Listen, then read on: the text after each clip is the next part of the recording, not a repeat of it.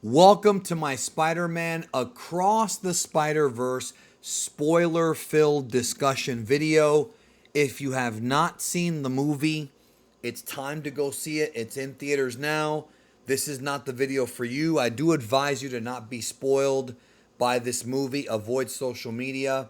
I know some of y'all don't care, but there are some really good twists and some good Easter egg surprises. I would advise you not to. And when you do see the movie, come back here to this video and let's talk about it. So, you've been warned. This is going to be my spoiler filled discussion of Spider Man Across the Spider Verse. So, first of all, I do recommend listening to my non spoiler, even if you have seen the movie, because there I go into some of my technical points of the film, talk about the soundtrack, the sort of the artistic flavor behind this movie, which I really appreciated. And we can go more into that here, maybe.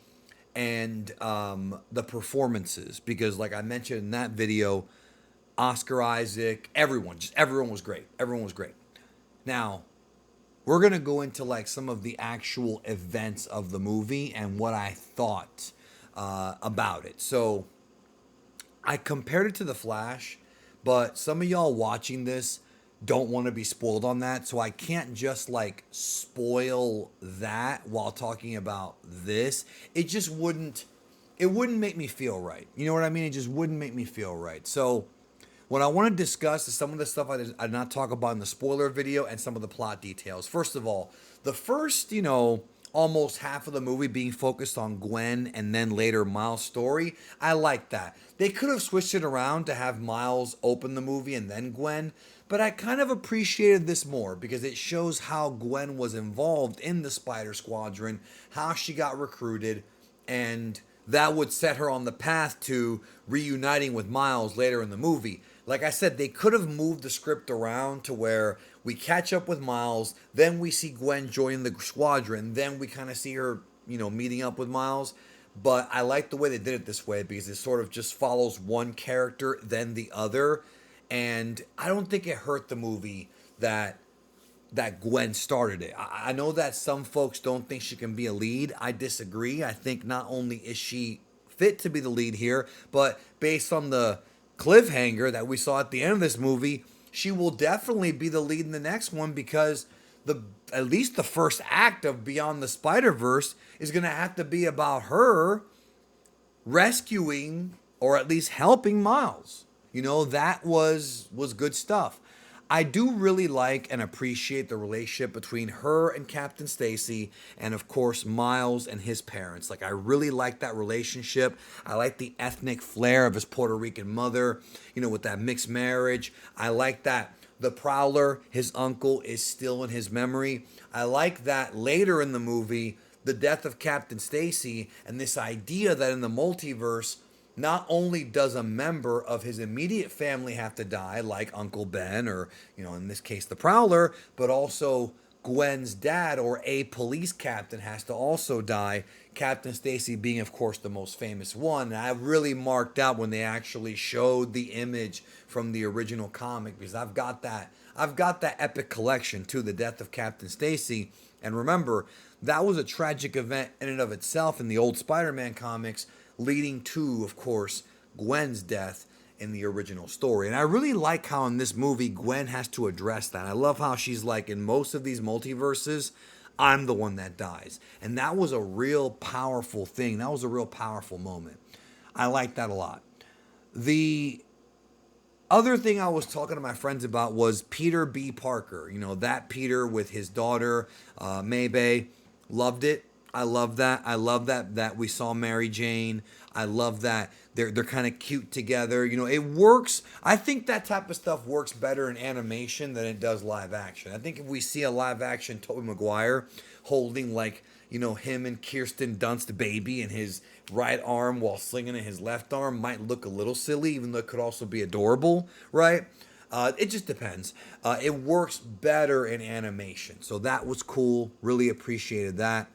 The Spot, I loved it. When he's trying to rob the ATM, and I love how, Miles is like, and he's right, why do you call it an ATM machine if the M stands for machine?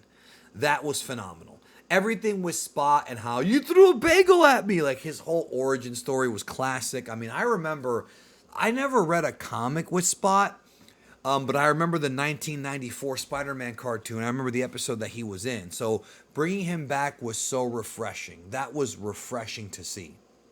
But once you get past the sort of interpersonal story of Miles and Gwen, which I'm glad that they gave us with a little bit of action here and there, that's when you get to the introduction of, well, they did it early, like Spider-Man 2099, and of course the introduction of Jessica Drew, which I saw some people say that didn't do much in the movie. I thought she was fine for what she was. She was kind of like more of a guiding light for Gwen than anything, but again, when you have a movie with this many different spider people, you're going to have a situation where not everyone's going to have as much equal screen time. But I thought she was effective for what she didn't do much, but she was fine. I had no problem with it. And then we have Spider-Man India, who was just hilarious. Karan Soni does the voice, and I really appreciated like his universe, like the Indian New York, if you want to call it that.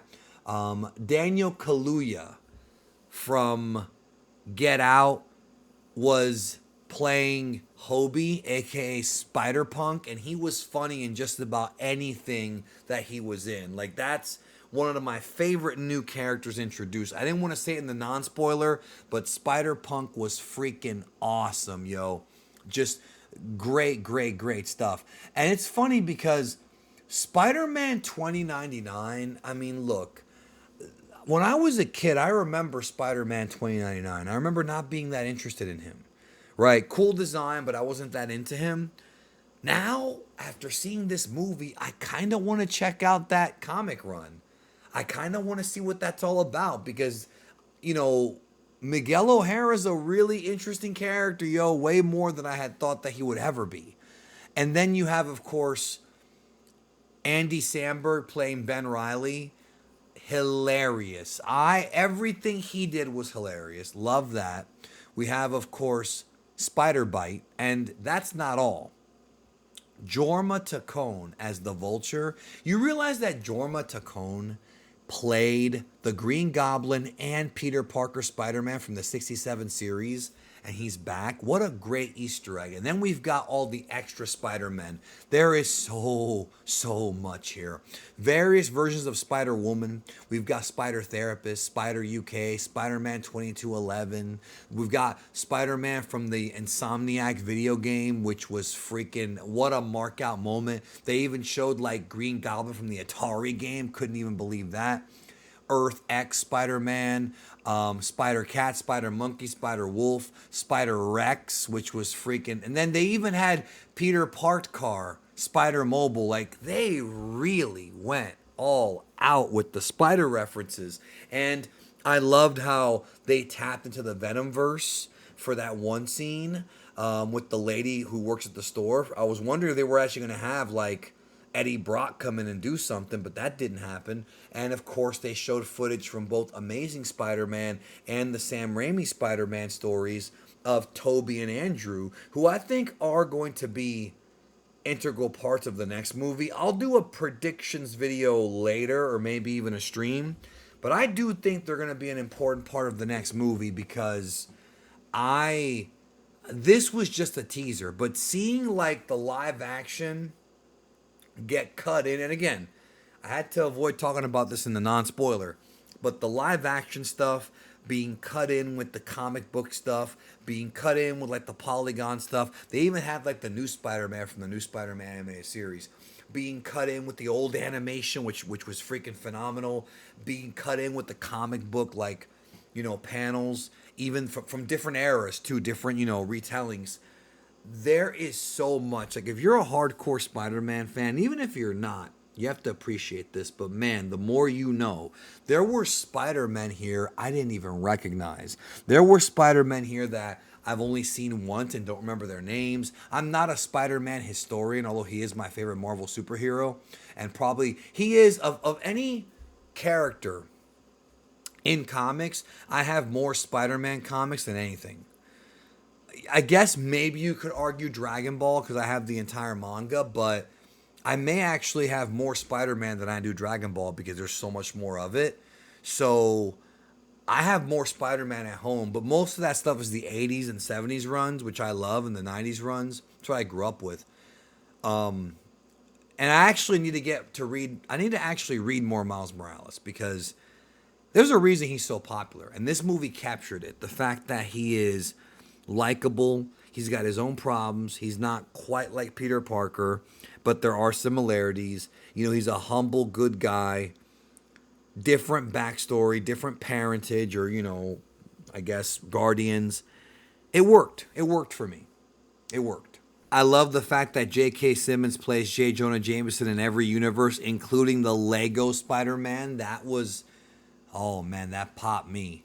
Iron Spider, like every segment, every different segment would just put a big smile on my face. Like Lord and Miller were really given complete, like Marvel and Sony gave them complete reins to do whatever they wanted. And this is to me like the penultimate or ultimate version of the multiverse story. I mean, obviously Secret War is going to try and beat this. And I know they are. And DC may be planning something in the future, but there were so many things represented. Like with Secret Wars, we're going to get alternate universe stuff like different Iron Mans and different Captain Americas and different Fantastic Fours and all that. But it's all going to be live action. Whereas with this movie, they're actually going beyond that and they're mixing live action, animated, comic book, 3D animated from different eras, video game. Like they went far. And this is a true multiversal movie. Like that's why I said in my non-spoiler, this movie had no boundaries, dude.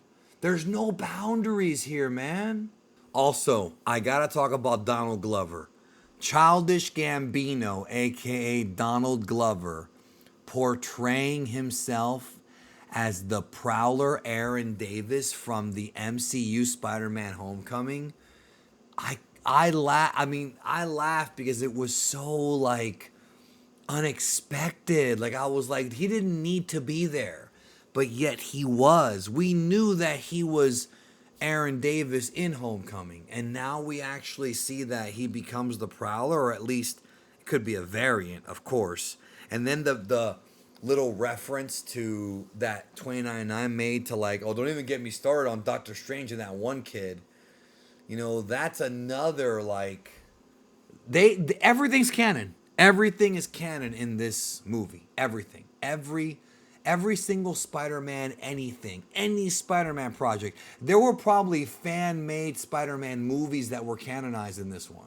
And the thing about the Easter eggs is not only did they work as far as getting fans who know this material into it, but if you're a new fan or if you're somebody who's only explored a few Spider things, like maybe the PS4 game, or maybe you read Maximum Carnage back in the day or whatever. Maybe you saw the 94 series and that's it, or some of the other cartoons.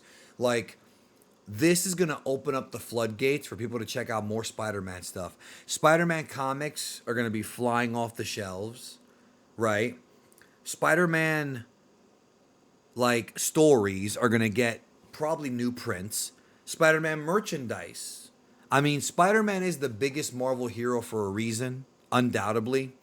And I think the MCU with Iron Man being such a big success kind of shifted that. But if you're a hardcore Marvel fan, or if you remember back in the day, Iron Man was a B player at one point. Iron Man in the 90s, Iron Man was nowhere near at the level of like Spider-Man, X-Men, Hulk, etc. He was not like an A+ player like what the Iron Man movie did. Robert Downey Jr. did a lot for that character, a lot.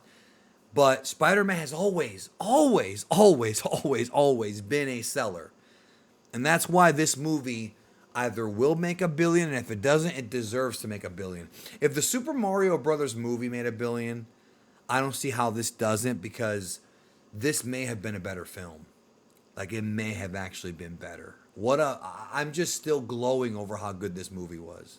I am glowing over how good it was, yo. Let's talk about the cliffhanger.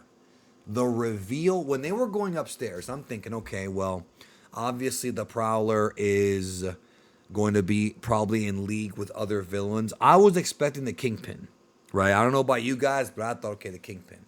Then it turns out that Miles Morales is the Prowler in Earth 42, and that's the big cliffhanger. And Spider-Man is trapped. Miles, from the main character, Miles, is trapped. And now Gwen has to go and recruit Spider-Noir and the team from the first film, along with some new friends, to try and save him. And that's the big cliffhanger. To be continued. Just perfect. Totally perfect. Enjoyed the crap out of it. I also want to say that I loved the interaction between Miguel and Miles. I loved how, he tried to talk Spanish to him. He didn't want to tell him. That was awesome for me being Latino.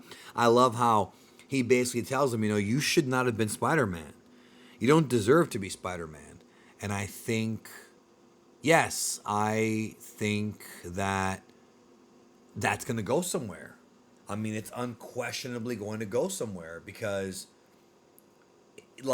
obviously by the end of this, and I'm not going to make predictions yet, by the end of it, Miles will have earned Miguel's respect and be indoctrinated as being an actual spider person. And I don't know if Miles and Gwen will actually end up together. I guess that could happen. I wouldn't be against it, even though they're from different universes. Maybe they could. But if they start crossing over, that could end up once again breaking the multiverse rules. I also loved how whenever Miguel showed the multiverse, when he first showed it, and the strands went up, it looked just like the way the MCU has it, with like little white lines, like the forking white lines. Great stuff. It all ties into the MCU as well. Everything is canon here. What a great movie. I mean, is it the greatest Spider-Man film of all time? It probably is. I have to think about it. I really have to go back and see what gave me equal emotions. I still want to wait for Beyond to come out, and then I'll do a tier list probably. But maybe not. Maybe I'll do one now. Let me know in the comments if you want me to do one. But also in the comments, let me know what you thought about this movie. Full spoilers down below. Let's talk about it. And I may actually do a stream about it. I may do a stream about it very soon. Anyways, y'all, take care. Talk to you soon.